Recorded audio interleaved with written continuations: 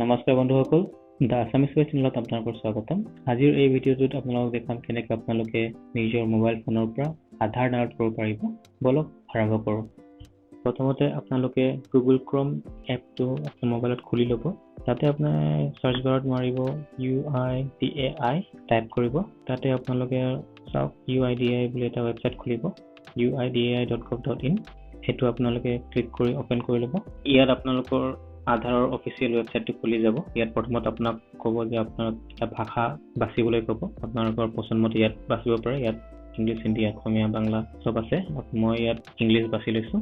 ইয়াত ভাষাটো বাছি লোৱাৰ পাছত আপোনাৰ মেইন ৱেবছাইটটো খুলি গৈছে। আপোনালোকে ইয়াত চাব, তলত আপডেট আধাৰ আছে, গেট আধাৰ আছে, আধাৰ চাৰ্ভিচেছ বুলি আছে। ইয়াত আপোনালোকে চাব, ইয়াত গেট আধাৰ যোনটো আছে, আমি গেট আধাৰত যাব লাগিব। ইয়াতে আপোনালোকৰ চাওক ডাউনলোড আধাৰ, আমি ডাউনলোড আধাৰটো ক্লিক কৰিব লাগিব।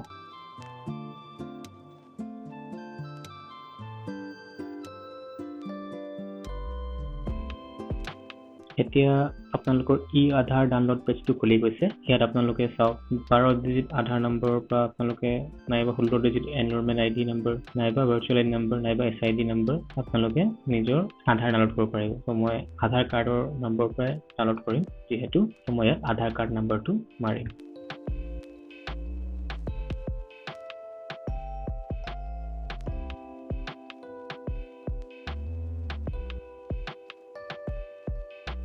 আধাৰ নম্বৰটো দিয়াৰ পাছত তলত আপোনালোকৰ কেপচা বুলি আছে। কেপচাটো আপোনালোকৰ যেনেকৈ লিখা আছে ইয়াত, সেইটোৱে আপোনালোকে তলৰ বাকচটোত এণ্ট্ৰি কৰিব লাগে।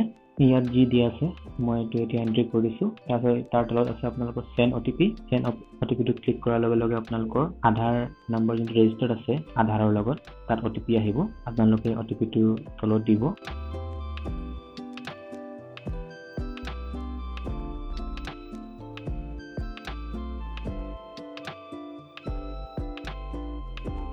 আৰু এতিয়া তলত ভেৰিফাই এণ্ড ডাউনলোডটো আপোনালোকে টিপি দিব।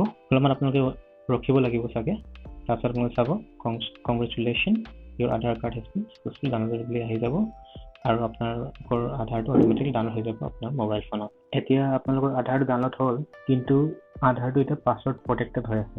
মানে আপোনালোকে আধাৰটো খুলিব নোৱাৰিব, পাছৱৰ্ড মাৰিহে খুলিব পাৰিব। এতিয়া আপোনালোকৰ পাছৱৰ্ডটো হ'ব আপোনালোকৰ নিজৰ নামৰ প্ৰথম 4টা আখৰটো আৰু জন্মৰ বছৰটো। সেইটো মনত ৰাখিব।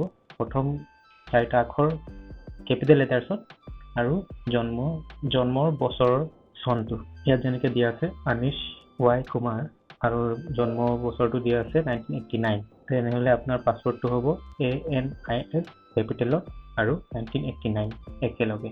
আৰু আপোনালোকৰ আধাৰটো খুলিব পাৰিব। আশা কৰিছোঁ আপোনালোকে এই ভিডিঅ'টো ভাল পাইছে। যদি ভাল পাইছে, মই এনেকুৱা ভিডিঅ' আৰু বনাই থাকিম। লাইক আৰু ছাবস্ক্ৰাইব কৰি ল'ব। ধন্যবাদ।